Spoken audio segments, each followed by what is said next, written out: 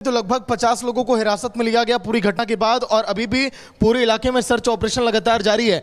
कई सारी टीमों का देखिए डिप्लॉयमेंट किया गया है। जो सामने मैं गांव दिखा रहा हूं, एक बार जूम करके दिखाऊं तो 3 से 4 पुलिस कर्मियों को इस गांव में भेजा गया है। ऐसे ऐसे करके लगभग आसपास जो 3 से 4 गांव है वहां पर टीमों को भेजा गया।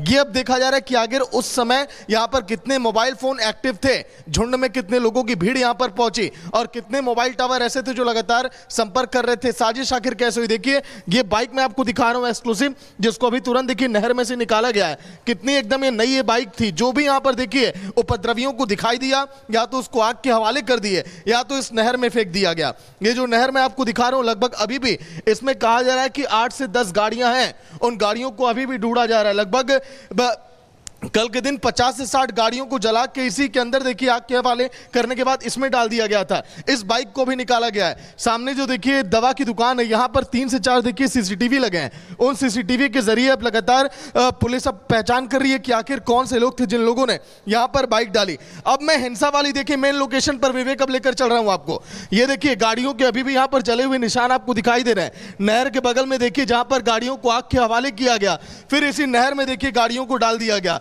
इसी तरह से लगभग कई गाड़ियों को देखिए दूर तक जहां भी अगर कैमरे की नजर जारी होगी, दिखाइए संतोष, हर जगह देखिए इसी तरह से मलबे का ढेर यहां पर दिखाई दिया।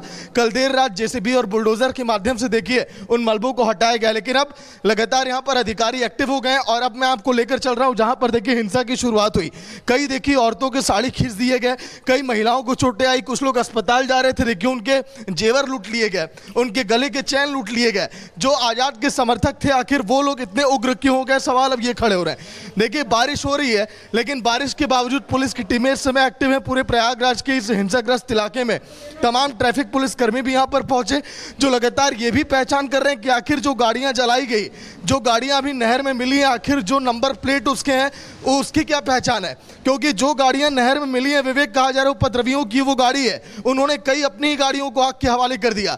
तो उन गाड़ियों की देखिए पहचान के लिए ट्रैफिक पुलिस की टीम आई है। उन गाड़ियों की डिटेल अब निकाल कर ये खंगाला जा रहा है कि आखिर ये कौन से लोग थे जिन्होंने इस पूरी हिंसा में देखिए जमकर यहां उत्पात मचाया। अब देखिए ये जो मैं दिखा रहा हूं चौराहा, 4 रास्ते यहां से होकर जाते हैं इस दिशा में। जो मैं करधना गांव के एकदम बीचों बीच में खड़ा हूं, अगर मैं आपको अपनी दाईं तरफ दिखाऊं, इधर से देखिए भीड़ यहां पर आती है, फिर उसके बाद इधर से जो भीड़ आती है वो इधर की तरफ देखिए बढ़ने की कोशिश करती है। संतोष यहां दिखाइए। फिर यहां पर देखिए बैरिकेडिंग यहां पर की जाती है, लोग यहां पर देखिए तोड़ते हुए बैरिकेड आगे बढ़ते हैं। बैरिकेड अभी भी देखिए यहां पर गिरे हुए मैं आपको दिखाता हूं। ये देखिए बैरिकेड अभी भी कैसे उपद्रवियों ने बैरिकेड को नहर में फेंका, विवेक वो भी अब देखिए आप किस तरह से हिंसा पूरी रात भर यहां पर की गई। कल रात 12 बजे तक हमने ग्राउंड जीरो से लगातार हर एक अपडेट दिखाई थी, लेकिन अभी भी एक्शन लगातार जारी है। लगभग 100 से ज्यादा पुलिस देखिए यहां पर तैनात किया गया इस पूरे इलाके में, ताकि अब जो है माहौल यहां पर ना बिगड़े। पीएससी की गाड़ियां 2 से 3 यहां पर आ चुकी हैं। सुबह से लगातार पुलिस के जवान देखिए यहां पर एक्टिव आपको दिखाई दे रहा है, क्योंकि बारिश देखिए यहां पर बहुत तेज अब शुरू हो गई है। लेकिन इसके बावजूद सर्च ऑपरेशन ये चलाया जा रहा है कि आखिर आरोपी कहां पर छुपकर बैठे हैं। जो मैंने जिक्र किया कि अब लगातार यहां पर अधिकारी ये भी अब देख रहे हैं। आगे आइए संतोष, देखिए तस्वीरें अगर मैं आपको दिखाऊं, इधर भी कुछ दुकान वाले जो यहां पर रहे, कहा गया कि उन दुकान वालों पर भी देखिए हमला करने की कोशिश की गई। उन्हें भी ये डर था कि कहीं उन्हें जान से मार न दिया जाए। अब देखिए अगर मैं आपको इधर मैं ले चलूं, अब कुछ अगर चश्मदीदों से मैं अगर बात करूं कि आखिर कल के दिन क्या यहाँ पर मंजर था, क्या वो कहेंगे, उनसे भी एक बार जानते हैं। आइए भैया, क्या हो गया था कल यहाँ पर? आप लोगों पर भी हमला किया गया, क्या रहा कल के दिन? हाँ सर, ईंट पत्थर मारा गया। हाँ। जी, चोट आप लोग को भी आई, क्योंकि बहुत लोग चोटिल भी हुए हैं। हाँ चोटिल हुए हैं सर। हाँ लेडीजें भी। भीड़ आई थी, आप तो यहीं पे दुकान लगाते हैं बगल में। इसौटा का मैटर था, भीड़ तो बहुत सारे लोग बाहर से भी आए थे। बाहर से भी लोग आए? जी हाँ, लोग बता रहे हैं 10 ही 15 लोग तो इस गांव के थे, सभी बाहर से भीड़ बुलाई गई थी यहाँ। जी जी। और किसके समर्थक थे, किस पार्टी के? सब वही जो मर्डर हुआ है उसी के समर्थक थे। क्या बोलते हैं, चंद्रशेखर और चंद्रशेखर रावण, क्या बोलते हैं इनको, रावण। देखिए ये नाम भी जान रहे हैं, ये सभी लोग यहाँ पर जान रहे हैं कि आखिर ये किसके समर्थक थे। कुछ महिलाओं के चैन लूटे गए, कुछ लोगों के साथ धक्का मुक्की की गई, ये भी हमने वीडियो में देखा। हाँ हुई है। ऐसा भी किया गया। हाँ ऐसा भी किया तो गया। देखिए चश्मदीद, जो हमने अभी विजुअल भेजे हैं विवेक, रिपब्लिक भारत पर सबसे पहले तस्वीरें वो गई हैं कि आखिर कैसे महिलाओं के साथ यहाँ पर बदसलूकी की गई है, और इसलिए देर रात से ही यूपी पुलिस के महिला जवान भी यहाँ पर एक्टिव रही ताकि जो उपद्रवी हैं कहीं से फिर यहाँ पर बेकाबू ना हो जाए, कैसे उनकी हिफाजत की जाए, इस बारे में भी यहाँ पर योगी सरकार की पुलिस पूरा ख्याल रख रही है।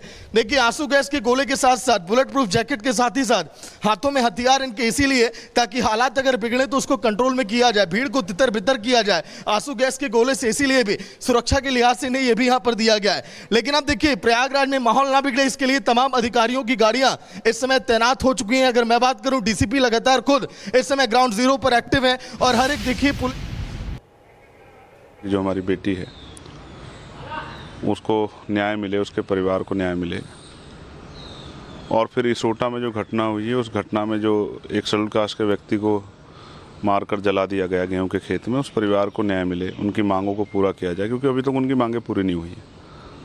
लेकिन मुझे पुलिस ने गुमराह करके या ये कहिए कि मैंने उन पर भरोसा किया और उन्होंने मुझे इलाहाबाद सर्किट हाउस में रखा गया और मुझसे कहा कि अब कुछ देर में हम व्यवस्था करा के आपको वहाँ भेज देंगे। समय बीतता गया, मैं वहीं धरने बैठा रहा।